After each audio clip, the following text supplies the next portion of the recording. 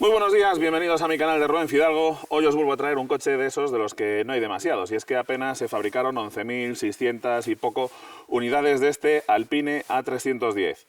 El coche que fue uno de los sueños de Jean Redelet, el fundador de Alpine en Dieppe, y que, pues bueno, no le fueron muy bien las cosas cuando se presentó este modelo y la marca acabó en manos de Renault. Así que venga, vamos a conocer un poco la historia del Alpine A310 y por qué a mí me parece un coche que es muy interesante y que la afición no le está teniendo el cariño que debería para un modelo que es muy exclusivo, con unas buenas prestaciones y que su diseño la verdad es que es espectacular. Vamos a ver todos los detalles del modelo, vamos a ver su mecánica y también qué tal va en carretera.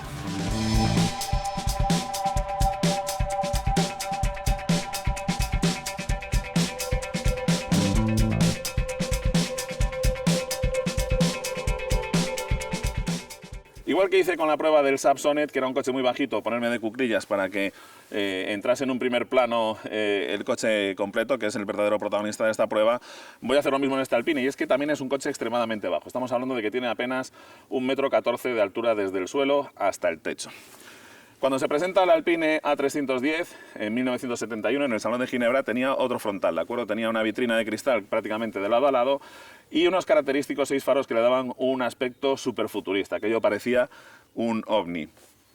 Cuando Roberto Pron rediseña el frontal en 1976, cuando se presentan las versiones V6, se cambia el frontal y se monta estas nuevas vitrinas independientes por completo de un lado y de otro, y aquí teníamos, en lugar de los 6 faros, solamente 4 faros, que por cierto provienen del Peugeot 504 Coupé carrozado por Pininfarina.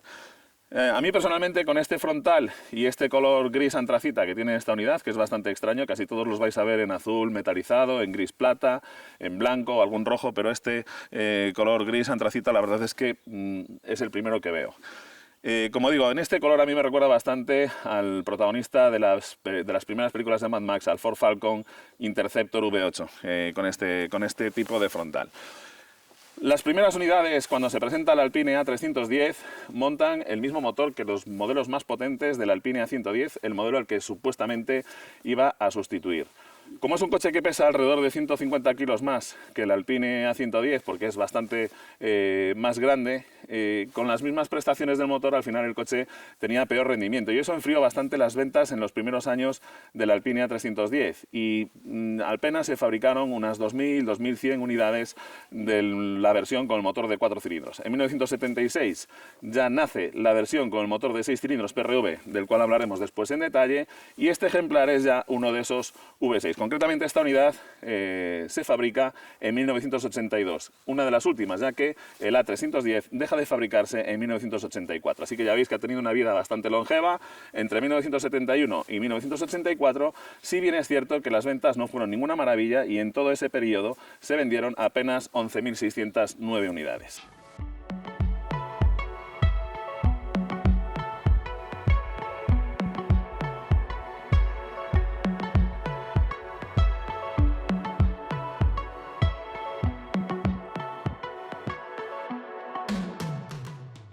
Además del frontal, que pasó de tener 6 faros a 4 faros, hubo algunas diferencias también entre los modelos de primera serie. De hecho, el Renault Alpine, cuando se presenta en 1971, el A310 se presenta un poco precipitadamente y poco a poco fueron improvisando más cambios en el modelo. Por ejemplo, las primeras unidades tenían unas tomas de aire tipo NACA aquí delante para la ventilación del habitáculo, después decidieron que aquí no quedaban bien y las pasaron aquí al frente, y al final, cuando se hizo el restyling del coche con el frontal de 4 faros, eliminaron esas tomas de aireación aquí. También veréis algunos ejemplares que tienen una carrocería como más ancha que esta incluso que tenéis aquí delante. Se trata del GT Pack, que era meramente un kit estético. No variaban las prestaciones del coche, solamente se fabricaron 27 unidades en las cuales el motor pasaba de ser el 2.7 al 2.9, y el resto de los GT Pack, que son unas 1.000 y pico unidades aproximadamente, simplemente es un kit de carrocería. Y es una pena que la afición, cuando tiene un modelo original, quieren darle ese aspecto de coche mucho más ensanchado, y hay muchos que nacieron con la carrocería estrecha, entre comillas, como este, y los han ensanchado posteriormente.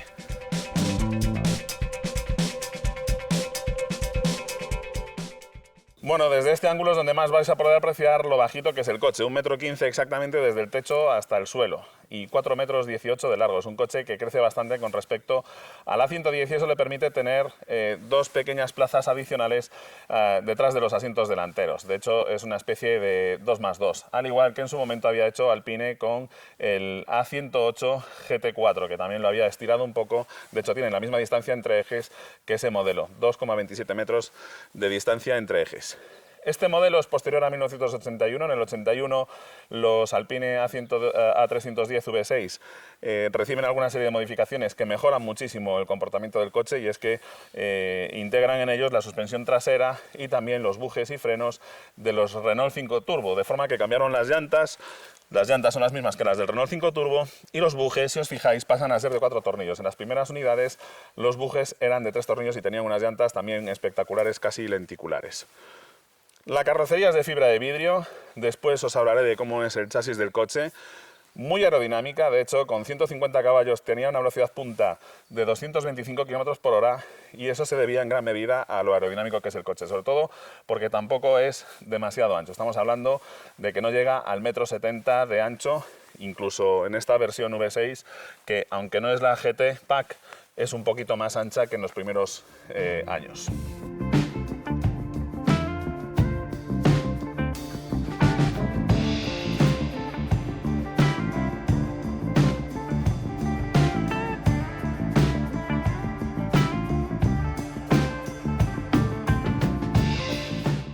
Como os decía, en 1981 se introducen cambios importantes en el Alpine A310, y es que hereda las suspensiones, los frenos y los bujes del Renault 5 Turbo, del mítico Renault con las cachas ensanchadas.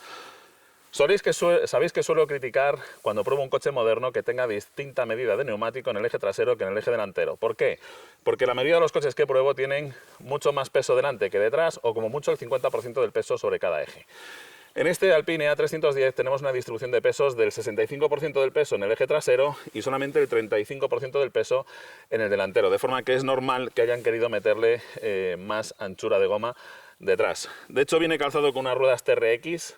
Las ruedas TRX, además de tener un dibujo precioso, fueron los primeros neumáticos diseñados para tener un perfil bajo y un buen comportamiento dinámico en carretera, y que no fueran neumáticos específicos de competición. De hecho, las siglas de TRX lo que vienen a decir es precisamente eso, que la carcasa del neumático lo que hace es distribuir de forma uniforme por toda la carcasa los esfuerzos a los que está sometido el neumático. Tienen muy buen agarre, mejoraron muchísimo el comportamiento del coche, y en este caso vienen montadas en medidas 220/55, 365, el diámetro de las llantas venía en milímetros y no en pulgadas, para impedir que se montasen los neumáticos TRX en una llanta que no estuviera preparada para ese comportamiento del neumático en el cual se distribuye el peso por toda la carcasa.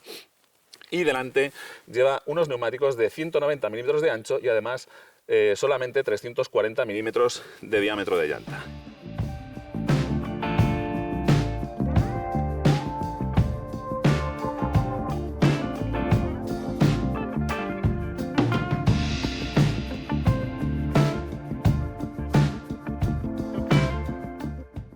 Si la vista delantera es súper afilada, la vista trasera se ve bastante rechoncha, aunque a mí personalmente me tiene muchísima gracia y es completamente exclusiva de este coche. Es imposible no darte cuenta que lo que tienes delante es un Alpine A310.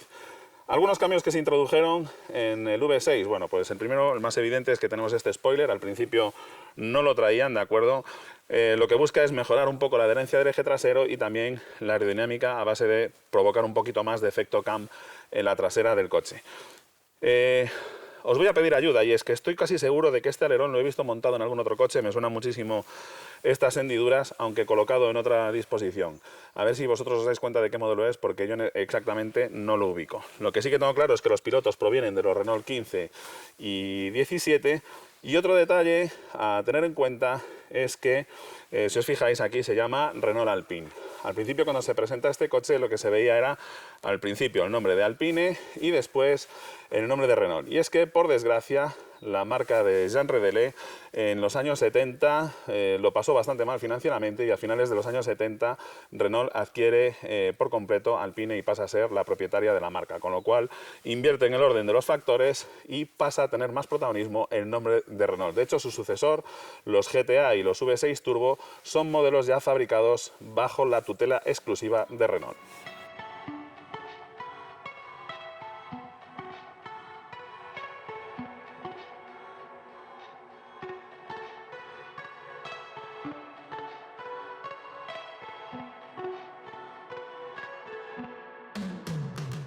Como os comentaba al principio, cuando se presenta la 310 las ventas no fueron muy buenas porque sus prestaciones finales eran peores que las de la 110 al que se supone que tenía que sustituir. En 1976 se le incorpora el motor que habían desarrollado entre Peugeot, Renault y Volvo, por eso se les conoce como PRV, y es un motor de 2,7 litros de 6 cilindros en V y la peculiaridad de que las bancadas van formando un ángulo de 90 grados. La cilindrada de 2,7 litros tiene una explicación muy sencilla, y es que en Francia todo lo que superase esa cilindrada tenían un gravamen fiscal brutal, con lo cual se estableció un límite de un máximo de cilindrada de 2,7 litros, de hecho no llega, son 2.600 creo que 80 centímetros cúbicos, no recuerdo exactamente la cifra, pero bueno, muy cerquita de los 2,7 litros. Y esa disposición en V a 90 grados era para hacer un motor más bajo y que cupiera en los capós delanteros de modelos como el Talbot Agora, los Volvo 264, el Renault 25, etc. Es una mecánica que se la criticaba muchísimo por su rendimiento. Estamos hablando de que daban entre 140 caballos en las berlinas. A este se le sube un poquito la potencia hasta los 150 caballos, pero que llegó a dar hasta 195 caballos. Y es que realmente lo que reduce la potencia en este motor es que está muy ahogado la respiración, tanto en cuanto a carburación. Lleva un sistema de carburación bastante peculiar, con un carburador doble y un carburador simple para los 6 cilindros. Y también por la línea de escape, ¿de acuerdo? Es bastante fácil potenciar estos coches sustituyendo la carburación. Normalmente en el Club Alpine la cambian por un carburador Holley americano de 4 gargantas y una línea de escape con unos colectores un poquito más bravos. Es fácil llegar a potencias entre los 180 y 190 caballos. Como os decía, también las versiones GTA Pack se fabricaron 27 unidades con el motor que tenía la cilindrada subida. El motor en Volvo no tenían esas limitaciones de cilindrada para algunos mercados, de forma que en Volvo se comercializó este motor con 2,9 litros de cilindrada. Y ahí la potencia ya estamos hablando de 195 caballos, que para un coche que pesa 1000 kilos escasamente es una relación peso-potencia ya muy a tener en cuenta. Aunque el motor V6 es más voluminoso que el de 4 cilindros, lógicamente, encontraron un hueco aquí detrás para colocar tanto la rueda de repuesto como la batería. Antes iban montadas en el vano delantero y esto favorecía un poquito el reparto de pesos. Ahora todavía el coche está más desequilibrado, tenemos un motor más pesado y encima le metemos la batería y el neumático. Pero de esa forma quedó libre el hueco delantero para poder llevar algo de equipaje. Ya que tenemos aquí la rueda, si os fijáis, es una rueda plegable como la que se utilizaba en los Porsches, y esto me va a obligar a que delante tengamos que llevar un compresor muy llamativo que vais a ver ahora. En este ejemplar, los que conozcáis el modelo vais a ver algo extraño, y es que el alternador va colocado en una ubicación que no es la suya, normalmente va montado ahí debajo.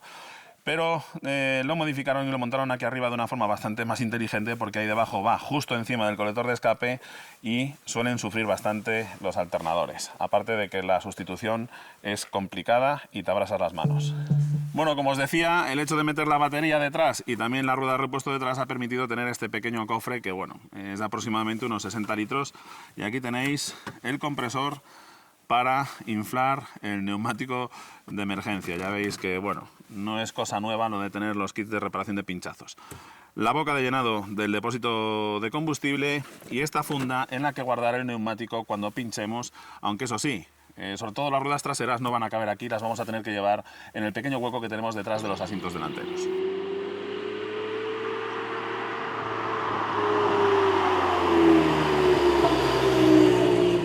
Al abrir las puertas de este Alpine A310, que son bastante grandes, como podéis ver, nos encontramos con un interior en el que la postura no puede ser más de GT. Fijaos que las piernas las llevamos casi horizontales contra los pedales, que están allí debajo. Un cuadro de instrumentos súper completo y con una buena visera para evitar reflejos. Además, todo el tapizado es tipo Alcántara, precisamente para evitar esos reflejos. Los asientos tipo bucket, y ya que lo tenemos en esta postura podemos apreciar más o menos cómo es la estructura del chasis de este coche. Se trata de un chasis de acero con una viga central que va por ese túnel central desde la parte delantera, donde están las estructuras que soportan la suspensión delantera, hacia la parte trasera, que se divide en una especie de Y, y ahí tiene los anclajes del motor y de la suspensión trasera. Además de eso, también podéis ver los asientos posteriores, como digo, de este 2+2. Los podemos abatir y tenemos ahí un pequeño hueco también donde poder llevar algo más de equipaje. Aquí tenéis el famoso cuadro repleto de relojes con mucha información que vais a ver después, y las llamativas lámparas y teclas de advertencia de los distintos elementos. El selector del cambio, ya con la caja de 5 velocidades, los primeros V6 venían con caja de 4, los mandos para los elevalunas eléctricos y, como veis, un interior bastante lujoso para tratarse de un GT deportivo. Aquí tenéis el formidable cuadro de instrumentos de este coche. De izquierda a derecha, cuenta de revoluciones, presión de aceite, velocímetro, nivel de aceite, reloj horario, temperatura del refrigerante, carga del alternador y nivel de combustible. Un poquito más abajo, la radio y las mencionadas teclas con los mandos de la climatización. Y un detalle llamativo: las salidas de aireación, estas son como las del Citroën SM y también el Citroën GS, y las de la parte superior son las de los primeros R12. Ahí tenéis los transportines traseros. Como veis, no hay mucha anchura ni tampoco demasiada altura para la cabeza, pero bueno, te quitan de un apuro exactamente igual que en un Porsche 911.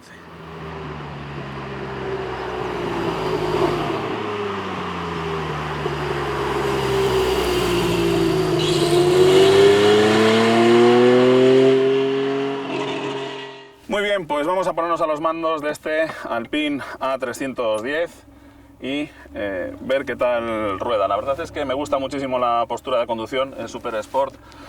Ya os he dicho varias veces que en un coche deportivo uno busca muchas veces, más que las prestaciones y ganar al cronómetro, las sensaciones a la hora de conducirlo, ¿de acuerdo? Y la verdad es que ya solamente por la postura este coche te deja claro que va a molar bastante.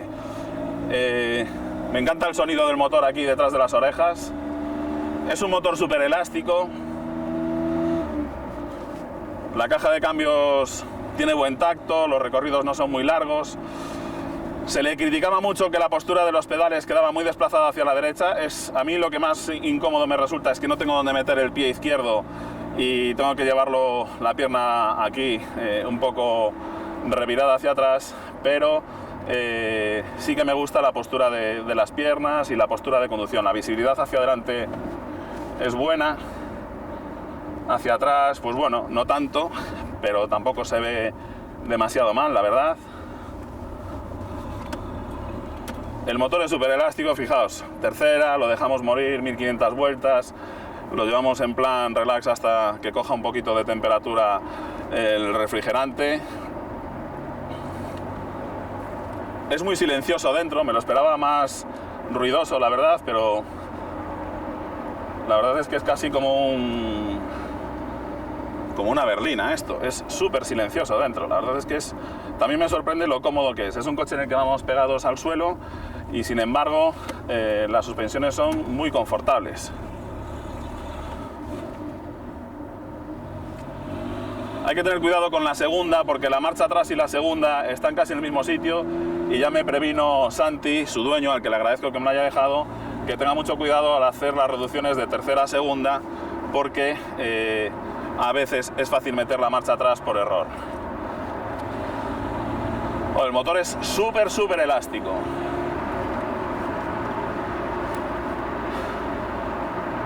Se nota ese peso en la parte trasera, como en los 911, pero la verdad es que no pendulea tanto como un 911, y las TRX son unas ruedas que ayudan bastante a contener esos movimientos de la trasera, porque son unos neumáticos que trabajan muy bien. Es una pena que estén a unos precios absolutamente prohibitivos, porque sí que son unos neumáticos superiores a lo que había en la época. Ahí ya visteis que no quería entrar. Tengo que tener bastante cuidado para evitar en la segunda meter la marcha atrás. Si lo estiramos 4000 vueltas, ¡oh! ¡Cómo suena! ¡Qué maravilla! Acelera una barbaridad, parece que tiene muchos más de esos 150 caballos de potencia. El coche pesa muy poquito. De hecho, Santi me dejó una de las revistas de la época en la cual comparaban este coche con el Porsche 944 y también contra el Alfetta GTV 2.5 V6. Decían que tenía el peor motor de todos, 150 caballos nada más, muy poco rendimiento, en fin. En el artículo empiezan echando pestes del motor PRV. Sin embargo, luego resulta que era el que tenía la mejor aceleración, las mejores recuperaciones, la velocidad máxima más alta, en fin. ¿Cuál era el truco? Bueno, pues lo que os decía al principio, muy buena aerodinámica y muy poco peso. Y el poco peso también se agradece a la hora de, ahí estamos bien, la segunda, a la hora de trazar las curvas.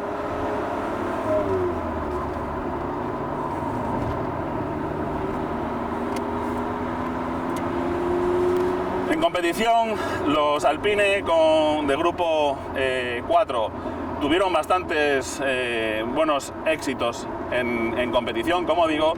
Sin embargo, esa mala prensa inicial por esa falta de prestaciones en los 4 cilindros hicieron que las ventas... Joder, ¿cómo acelera esto? Madre mía. Que las ventas no fuesen muy buenas al principio, y eso causó una mala imagen durante el resto de la vida del modelo. La verdad es que inmerecida, porque sinceramente me encanta cómo se conduce este coche. La dirección es muy directa, enseguida reacciona, no es tan crítica ese toque subvirador que tienen los 911. Los 911 es mucho más subvirador al inicio de la curva si no tienes un poco de peso cargado sobre él. En este no te pide tanto el entrar en las curvas reduciendo y luego dar gas progresivamente más adelante, sino que ya la entrada a la curva es un poco más ágil que en los 911. La verdad es que me gusta muchísimo su comportamiento. Vamos a dar la vuelta aquí en esta rotonda y ahora que ya tiene un poquito más de temperatura vamos a estirarle un poquito más las marchas. Es una pena lo de la segunda, probablemente haya que poner un muelle de retención un poquito más fuerte para que no sea tan fácil meter la segunda en lugar de la marcha atrás. Vamos a estirar un poquito más las marchas. La zona buena está a partir de 3000 vueltas. Aquí si abrimos gas antes de tiempo, efectivamente sí que se nota esa tendencia a subvirar.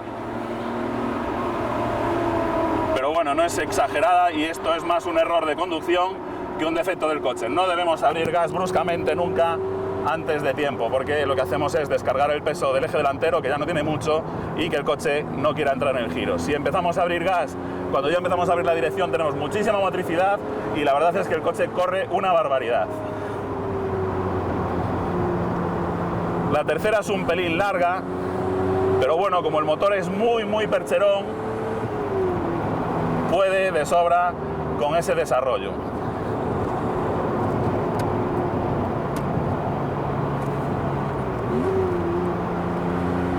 Qué silencioso es dentro. Me lo esperaba bastante más rumoroso, yo sé que voy con las ventanillas un poco bajadas, pero dentro es muy silencioso. Es un coche súper cómodo, la verdad. No me lo esperaba así.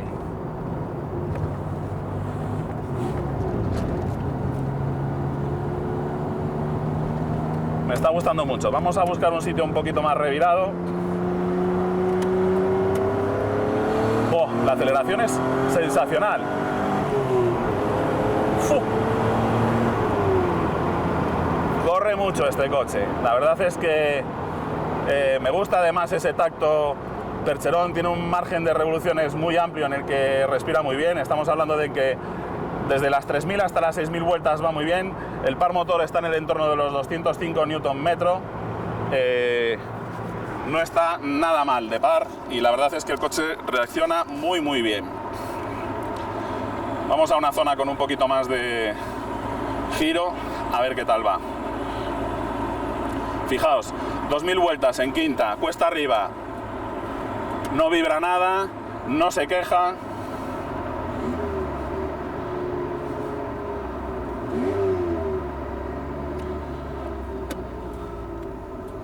Me está gustando mucho este coche. Estéticamente el A110 tiene más gracia tal vez, a mí me gusta muchísimo la línea de ese coche, pero es un coche que no puedo conducir porque no quepo dentro. Tendría que adelgazar 40 kilos para poderme meter en un Alpine A110 y la verdad es que este me está resultando súper cómodo. Joder, fijaos, aquí esta carretera que está el asfalto destrozado, lleno de rizaduras, copia muy bien el suelo. No hay grillos dentro. Como os decía, la carrocería es de fibra de vidrio y está atornillada y encolada en algunos sitios al chasis, que es básicamente eso, una viga central con las partes delanteras y traseras donde va montada la mecánica. Tiene bastante rigidez. En las revistas había leído que era un coche que se quejaba bastante en cuanto a la rigidez torsional, ¿de acuerdo? Pero no me parece que tenga mucha menos rigidez que un coche con un monocasco.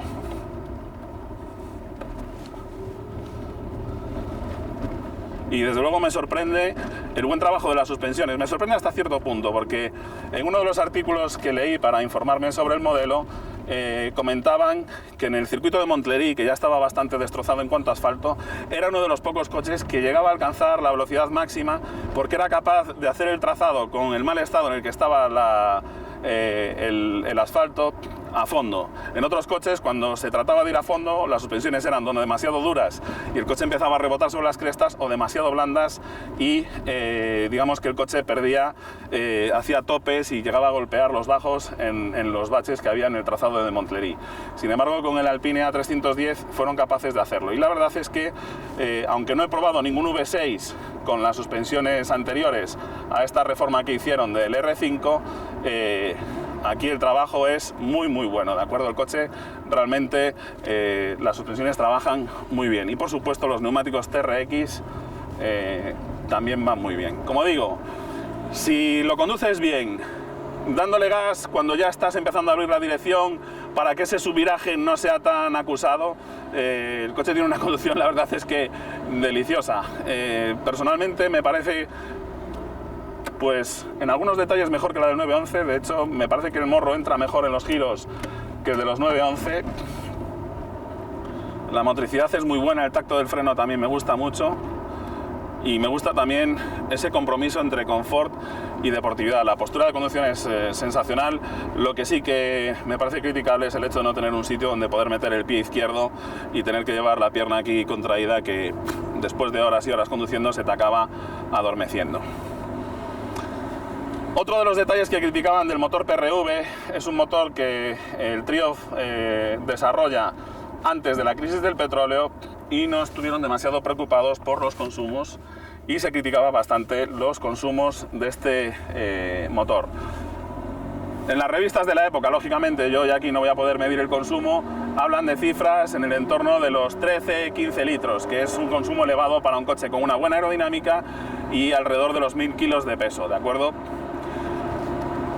Si aún encima lo preparas y le pones la carburación que se merece y unos colectores de escape para permitirle respirar como se merece este motor, que la verdad es que sí que se pueden conseguir 180 caballos bastante fiables con él, con modificaciones no demasiado complicadas, los consumos lógicamente se van a disparar más.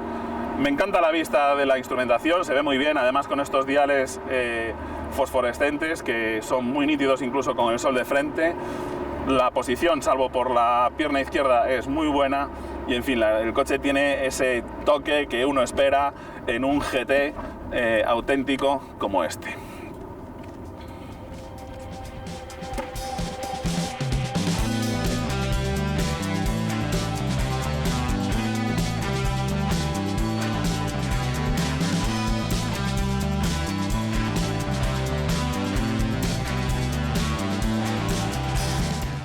Como buen coche francés, el Alpine está repleto de cosas singulares, como por ejemplo la forma en la que se mueven los limpiaparabrisas. Vamos a echarle un poco de agua para lubricar un poco el cristal, y fijaos qué movimiento tiene, en el cual además es complicado sincronizar para que no lleguen a tocarse nunca las dos escobillas. Siempre estás pensando, ¡ahí! Se van a dar, pero no se dan nunca. Muy bien, pues llegamos ya casi al final de esta videoprueba. No te vayas porque te voy a poner aquí la ficha técnica con algunos detalles bastante curiosos sobre este modelo. Y de nuevo, me queda claro después de haberlo probado que no está nada bien el juzgar las cosas sin haberlas catado uno mismo. He leído infinidad de críticas sobre este coche y no estoy de acuerdo con la mayoría de ellas. Me parece un deportivo sensacional. Es cierto que 150 caballos pueden parecernos poco, pero luego resulta que el coche es ligerísimo y se comporta muy bien. Así que os invito a que antes de decir que un coche es bueno, malo, que es torpe, etcétera, lo probéis vosotros y no os fiáis de lo que decimos los demás. A lo mejor este coche a mí me ha parecido sensacional y lo pruebas tú y no te gusta, pero sí que te digo que a mí este coche me ha gustado muchísimo más de lo que me esperaba, y en parte porque me había creído parte de esos mitos. En fin, no me enrollo más. ¿Qué es lo que más me ha gustado a mí de este Alpine A310? Bueno, pues me ha gustado su diseño, me parece un coche absolutamente distinto a todo lo que había, y que en cuanto lo ves a lo lejos sabes qué coche es. Lo segundo que más me ha gustado es que es un coche que, aunque entrar y salir de él puede resultar incómodo, una vez dentro es un coche súper confortable. es un auténtico GT. Y lo tercero que más me ha gustado de él es su comportamiento. Es un coche que te pide conducir como hay que conducir, llevando bien los tiempos, acelerando cuando toca, siendo prudente con el gas y no acelerar antes de tiempo en las curvas para no provocarle ese exagerado subviraje. En fin, es un coche que se comporta muy bien, pero hay que saber conducir. ¿Qué es lo que no me ha gustado del coche? Bueno, pues lo que menos me ha gustado, con diferencia, es la posición de la segunda y que no tenga un bloqueo un poquito más complicado para evitar esos errores de meter la marcha atrás. Lo segundo que menos me ha gustado es no tener un sitio donde colocar el pie izquierdo cuando no lo utilizo para desembragar. Y lo tercero que me comenta Santi, su propietario, que menos le ha gustado, porque yo no le he encontrado más defectos en esta toma de contacto, es que bueno, es un coche muy bajito y entrar y salir de él sí que es cierto que es algo incómodo. Bueno, pues ahora sí, yo ya me despido, como siempre, agradecerle a Santi y a Clemente, las personas que me han permitido probar este A310, el que me hayan dejado a su criatura. La verdad es que es un coche que me ha encantado y me ha sorprendido muy gratamente, la verdad. Por mi parte, nada más, despedirme, desearte mucha suerte, hasta pronto y échale un vistazo a la ficha técnica que te voy a poner ahora. ¡Hasta luego!